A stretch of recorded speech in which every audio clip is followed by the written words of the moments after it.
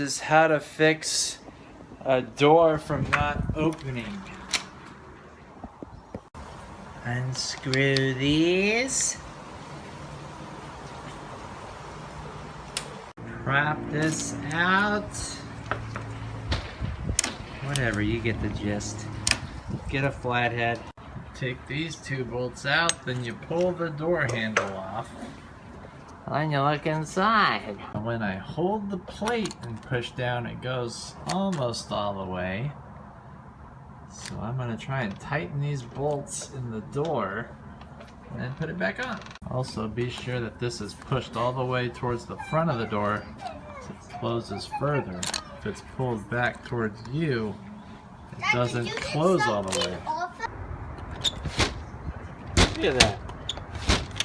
All you gotta do is tighten these bolts and tighten these bolts. Phillip head screwdriver. Works like a dream.